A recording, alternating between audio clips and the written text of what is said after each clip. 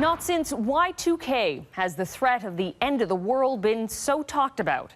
Whether it's the Mayan calendar running out, nuclear warfare, or an economic collapse, some believe so fervently that Armageddon is at hand, they're digging in, building bunkers, and gathering supplies to withstand it. Doomsday, as it turns out, is also a profitable notion, and businesses are cashing in on people who are planning for the end of the world.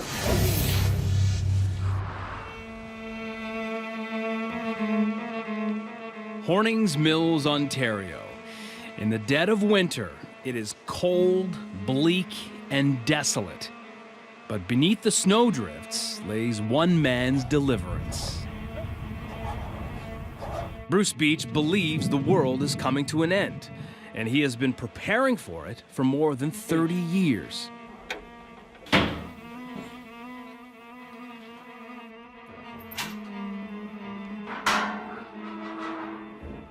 As part of his plan to survive the apocalypse, Bruce has built his own makeshift bunker, made out of old school buses and concrete, buried deep underground. He calls it Ark 2.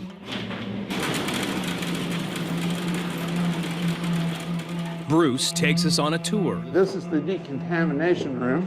The procedure is we bring people in here and we decontaminate them. Then into this next room they go, and that's where we register them. Everyone is welcome here, regardless of religion, race, nationality, political view. Bruce started building the Ark in the late 1970s. He's been stockpiling survival food and supplies ever since. This is really an underground nursery. One of the first rules of any disaster is that women and children first. Why did you start building this? What was your motivation behind it? I thought there was a threat of nuclear war. The intensifying of social problems, for myself, the increasing moral decay. You believe that in your heart? Not so much in the heart, but intellectually, I certainly believe it. This business of prophesying the end of the world has been going on continuously for the last 2,000 years. Catherine Denning is an archaeologist and anthropologist at York University.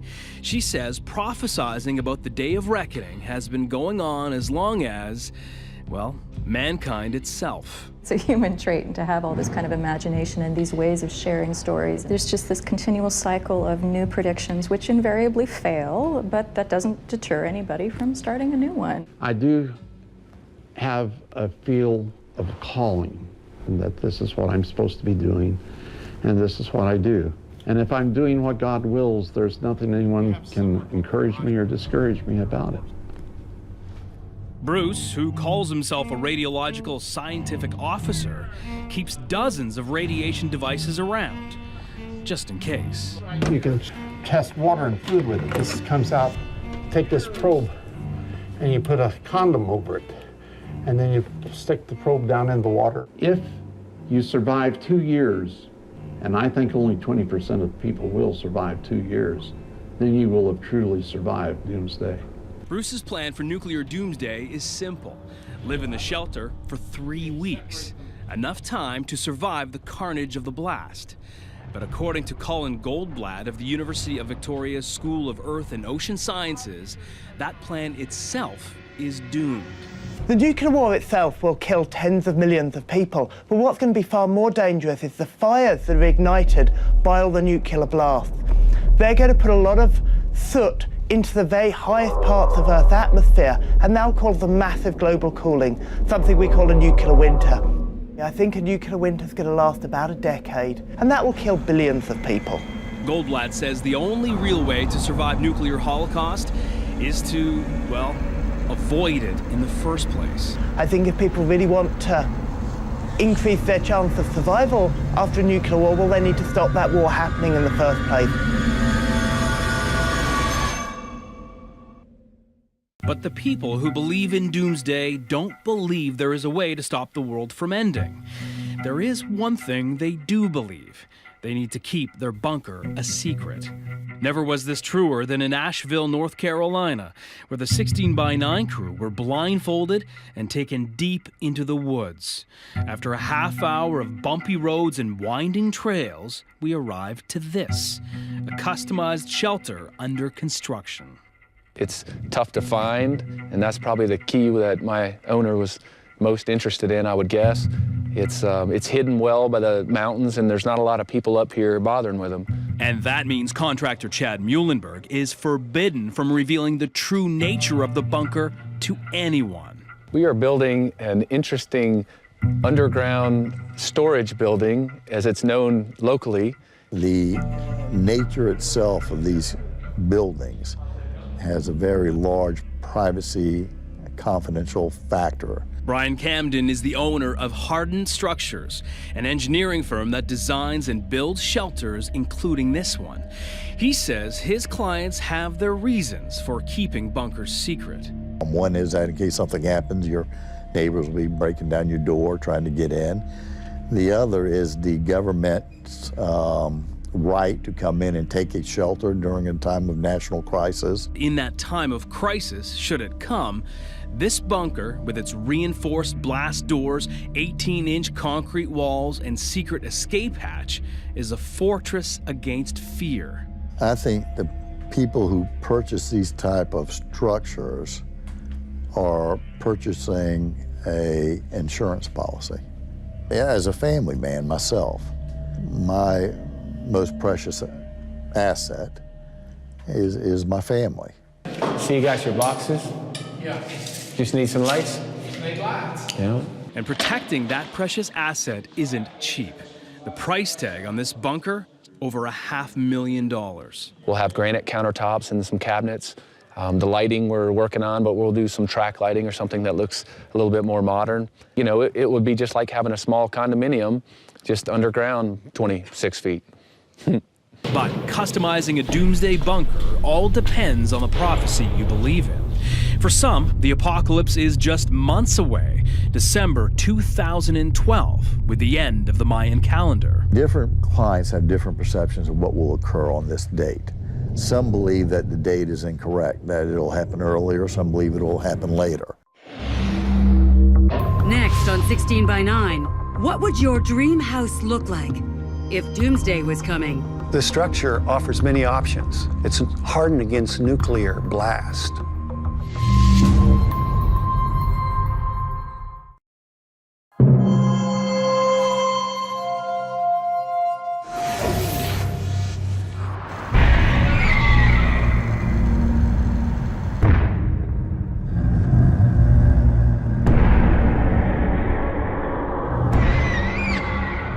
War, famine, pestilence, death. The shadow of the end for centuries has taken on different forms for different people. And it remains the same today.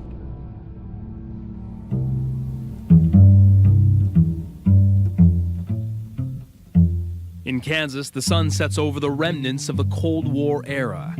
Hidden beneath the grassy plains lays a 1960s missile silo. We have one of the most interesting protective structures in the county. For Ed Payton, this is a dream home. Okay, over here to the west, we have a 1,750-foot landing strip. There are a lot of people who are nervous and who are fearful. And they think a hardened underground structure, nuclear-proof structure, is a good hedge against an uncertain future. For Ed, that uncertain future takes the form of economic collapse. It seems that a collapse, an economic crash is imminent. There's been lots of warning signs, and it seems very clear. Clear enough that Ed and his wife Diana are hunkered down here in a remote town on the outskirts of Topeka. The missile silo is a weird combination of domestic living and hardened military structure. The structure offers many options. It's hardened against nuclear blast. We don't worry about tornadoes. And so it's a very special structure. We've been looking for that. Ed and Diana have lived in that special structure underground for over 17 years. Our home has a lot of the amenities that anybody's home has. You know, we do have electricity, running water, lights. The difference is we don't wash windows much. We don't have windows. Ed shows us around. The living room, kitchen, bedrooms. And of course, what house doesn't have one? The missile room. This is the launch missile room, the missile bay room. It's a 100 feet long room. Overhead there is a 400-ton door that rolled back to the west that allowed the missile to erect and come to stand there at the south end ready for launch. This Atlas E missile silo, which housed the rocket horizontally, was born out of the fear of the Cold War, but became active during the Cuban Missile Crisis. Okay, we look down in here. This is the flame pit. And when the missile came to stand right here, and when it was fired, all of the flame and the back pressure from that rocket would exit the building through this pit. Ed isn't just living in a missile silo, he's selling them to others worried that the end is nigh. But lately, business hasn't been so good. It's difficult to buy right now.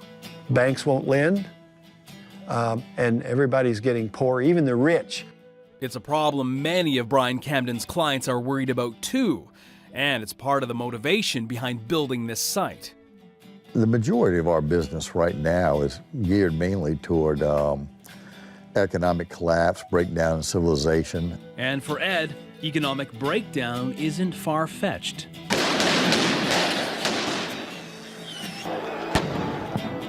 He points to the political unrest in Greece and Occupy Wall Street as proof that life as we know it is about to end.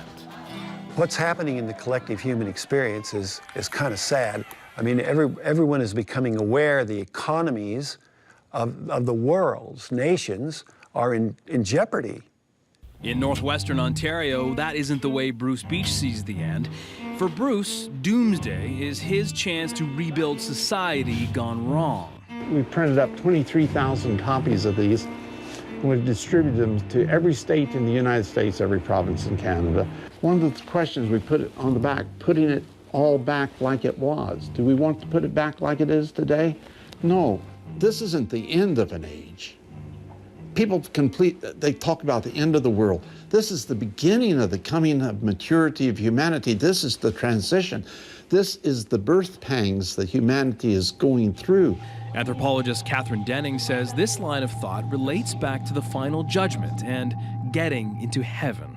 For a lot of people, there's an optimism that comes with the quote-unquote end of the world. Sure. How do you explain that? So if you believe that this world is kind of sinful and falling into increasing disarray, and that what is needed then is this giant correction, and then you get to go and live your real life after death, then it may not seem like such a bad thing that the world is going to end. They're almost kind of looking forward to it. The only thing that's going to turn it back around is this thing we call Armageddon, because people do not know the purpose of life.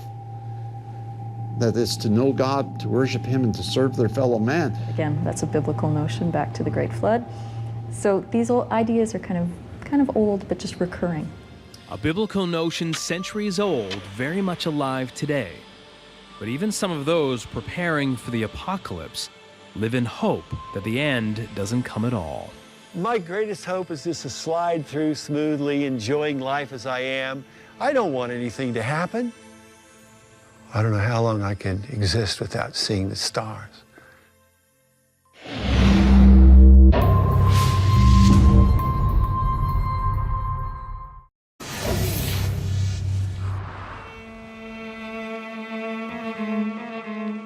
Hornings Mills, Ontario.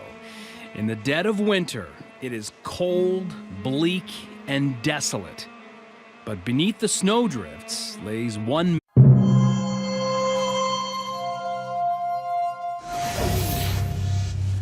Not since Y2K has the threat of the end of the world been so talked about. Whether it's the Mayan calendar running out, nuclear warfare, or an economic collapse, As part of his plan to survive the apocalypse, Bruce has built his own makeshift bunker, made out of old school buses and concrete, buried deep underground. He calls it Ark 2. Some believe so fervently that Armageddon is at hand, they're digging in, building bunkers and gathering supplies to withstand it. Doomsday, as it turns out, is also a profitable notion, and businesses are cashing in on people who are planning for the end of the world. Man's deliverance. Bruce Beach believes the world is coming to an end, and he has been preparing for it for more than 30 years.